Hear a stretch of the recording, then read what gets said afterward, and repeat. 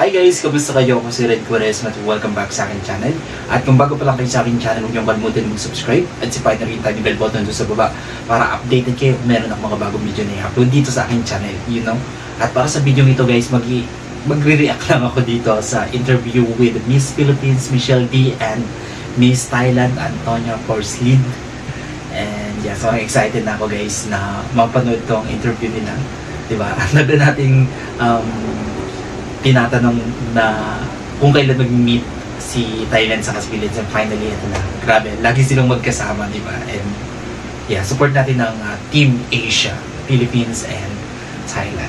Alright? Alright. Okay, bilang tayo guys. 3, 2, 1, go. So here we go. Yes, I wanted to say maraming salamat. Thank you so much for making the journey up to Ang ganda niya, no? here Michelle D. and witness the amazing production show that we have. Grabe si Thailand. Very Of course, beautiful. you've been rehearsing the past few days and I tell you it's gonna be so amazing. So yung lakbay nyo, it's gonna be another.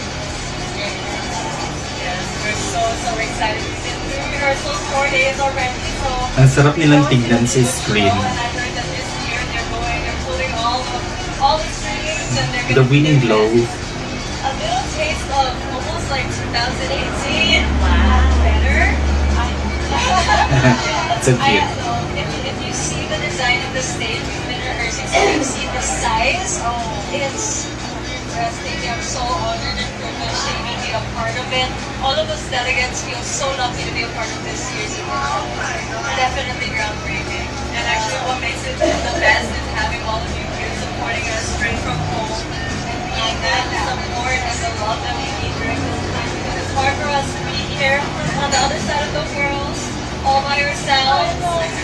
But with you guys here, it will make it a little bit easier for us to be more comfortable on stage, especially with your cheering and your voting over the people. And of course, please, even if it's not us, please support all the other delegates that we are running as well. Because we're all here for the same reason, that we all want to feel the love and the support from everyone. Okay, so, sorry. Oh my God, ang cute lang.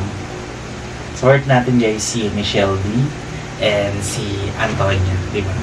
So, yeah, sobrang ang gagaling nilang lahat. Actually, lahat naman sila magagaling. Pero, kitang-kita guys, no, yung winning glow talaga ni Michelle D sa ni Antonia. Grabe. Tapos yung chemistry din nila. Grabe. So, yeah. Kung nagustuhan nyo to guys, bigyan nyo ito malaking likes, mag-comment kayo. Kung meron kang mga request na hindi pwede kong gawin sa akin dyan. You know, bye!